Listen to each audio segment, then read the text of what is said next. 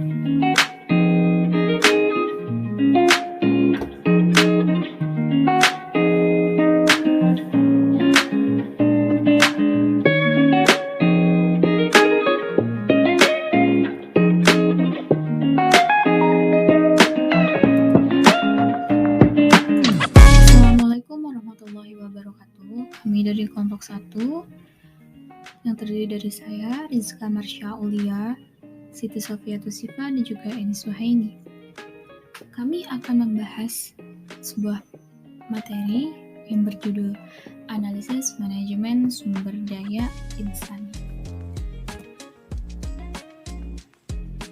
Adapun beberapa poin yang akan kita bahas yaitu pengertian manajemen sumber daya insani, macam-macam dan fungsi manajemen sumber daya insani, tujuan dan ruang lingkup manajemen sumber daya insani, serta strategi dan fungsi operasi.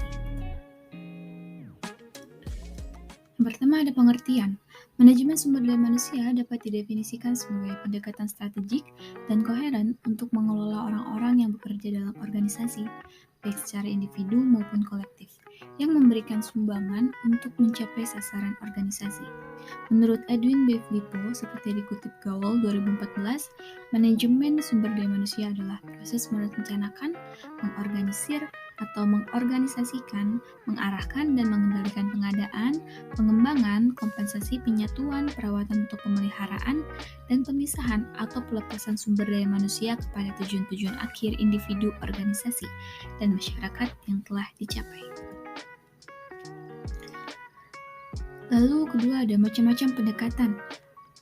Pendekatannya itu ada 6. Yang pertama ada pendekatan mekanis, paternalis, sistem sosial, tauhid atau akidah, syariah, dan juga akhlak.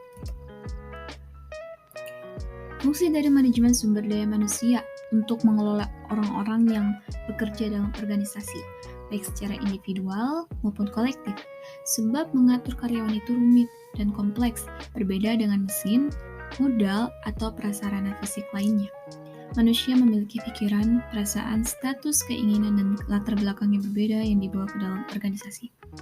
Oleh karena itu, manajemen sumber daya insani berfungsi untuk menghindari kekeliruan penempatan orang dalam suatu pekerjaan, sebab keefektifan sumber daya insani berdampak besar terhadap kinerja organisasi. Tujuan manajemen sumber daya insani. Tujuan dari manajemen sumber daya insani adalah menyesuaikan dengan keinginan perusahaan yang membutuhkannya. Secara umum, tujuan manajemen sumber daya manusia adalah untuk meningkatkan kontribusi produktif sumber daya manusia, bertanggung jawab atas organisasi strategis, etis, dan sosial ketika orang bekerja, karena mereka menginginkan bayaran, pengakuan, penggunaan waktu, pencapaian karir, dan masih banyak lagi.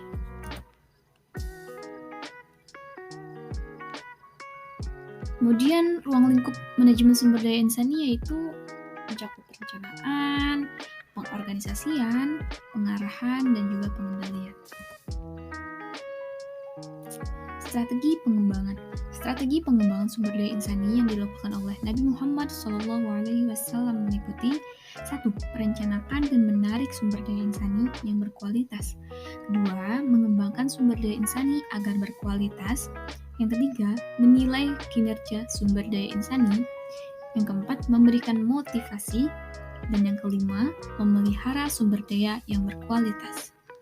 Rasulullah SAW bersabda, tanda dari baiknya keislaman seseorang adalah meninggalkan sesuatu yang tidak bermanfaat baginya. Hadis riwayat Ibnu Majah.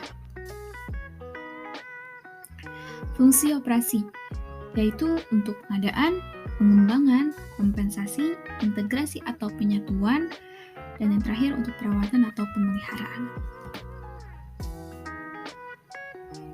Kesimpulan dari video kali ini yaitu ruang lingkup manajemen sumber daya manusia sangat luas.